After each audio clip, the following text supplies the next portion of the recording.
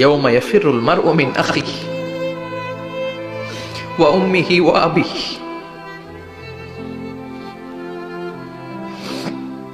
ওয়া সাহিবাতিহি ওয়া বানিহি লিকুল্লি ইমরিইম মিনহুম ইয়াউমাইযিন শাআনুন ইউগনিহি। বিশ্বনবী বললেন, আয়েশা, সেদিনটা আজকের দিনের মতো নয়, ভয়ঙ্কর একটা দিন হবে।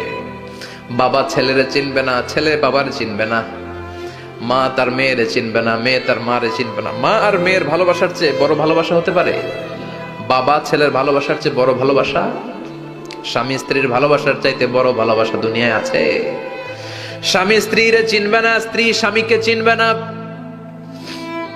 বন্ধু বন্ধুরে চিনবে না, ইমাম সাহেব মুসল্লিরে চিনবে না, মুসল্লি ইমাম সাহেবকে চিনবে না, নেতা কর্মীরে চিনবে না, কর্মী নেতাকে চিনবে না, পীর সাহেব মুরিদরে চিনবে না, মুরিদ পীর সাহেবরে চিনবে না।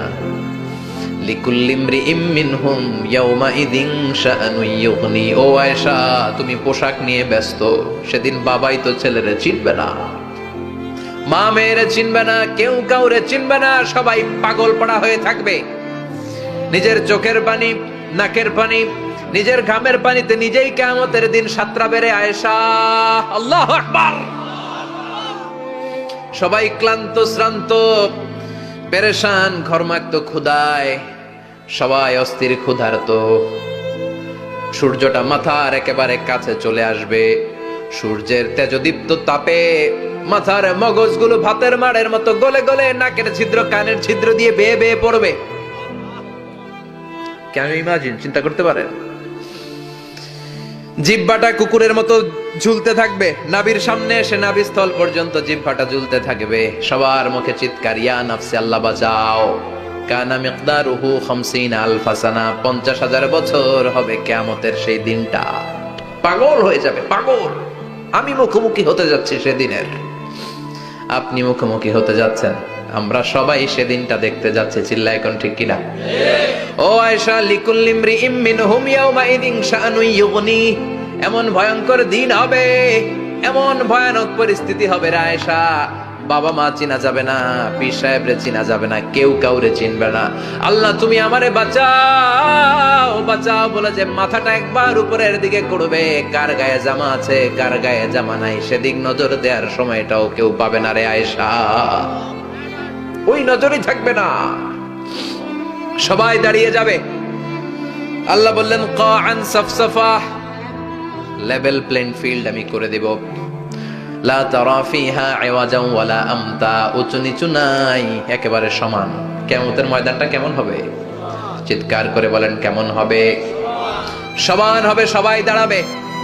পাগল পাড়া হয়ে আর দাঁড়াতে পারে না। কতক্ষণ দাঁড়াবো আমরা?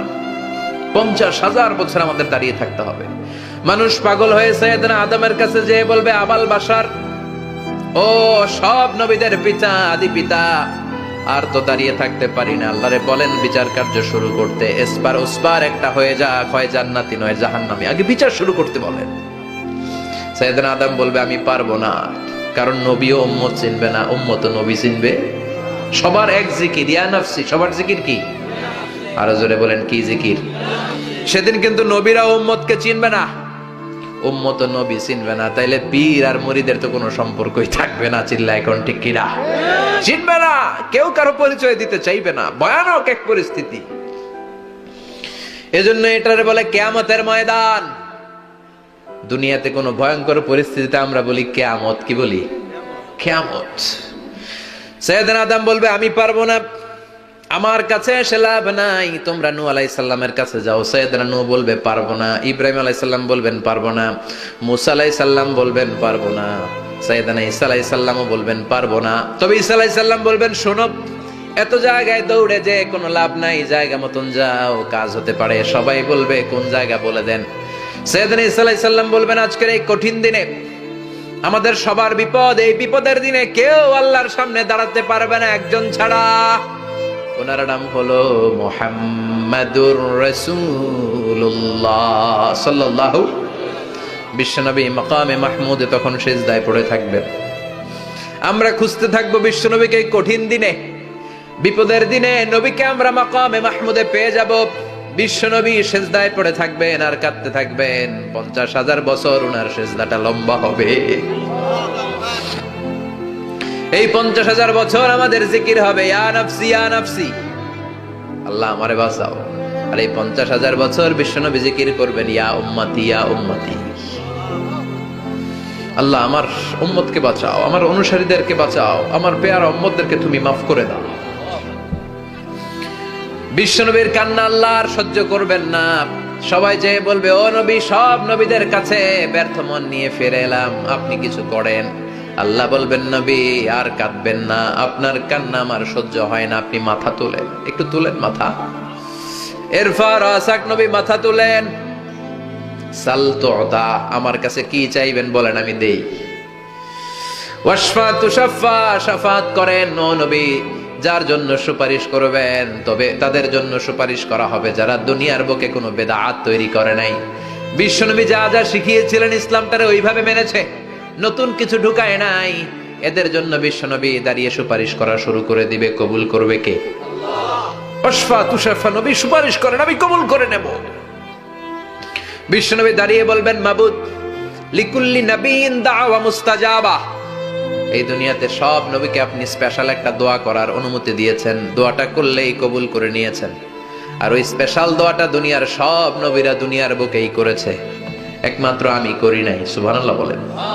ওয়া ইন্নী আখতাবিউ দাওয়াতি শাফাআতান লিউম্মতি ইয়াউমাল কিয়ামা, আমি আমার দোয়াটা কিয়ামতের এই কঠিন দিন আমার গুনাহগার উম্মতের জন্য রেখে দিয়েছি।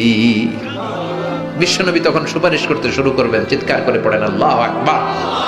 এই কিয়ামতের ঘটনার বর্ণনা নকশা এই সূরার মধ্যে এঁকে দিয়েছে কে? চিল্লায় বলেন কে? এরপরে আল্লাহ বললেন, ফাআম্মা মান সাকুলাত মাওয়াজিনুহু ফাহুয়া ফি ঈশাতির রাদিয়াহ ওয়া আম্মা মান খাফফাত মাওয়াজিনুহু ফাউম্মুহু হাওিয়া ওয়া মা আদরাকা মা হিয়া নারুন হামিয়া। পড়েন আল্লাহু আকবার। সবাই আমরা দাঁড়িয়ে যাব, বিশ্বনবী সুপারিশ শুরু করবেন, বিচার শুরু হয়ে যাবে। فأما من ثقلت موازينه فهو في عيشة راضية, বিশাল আল্লাহ বিচার কার্যক্রম শুরু করবেন, মিজানের পাল্লা বসাবেন। কি বসাবেন? আল্লাহ তাতাগাউ ফিল মিজান, আমার নামে নাম, আমার নামে নাম, মিজান বসাবে, মিজান দাড়ি পাল্লা।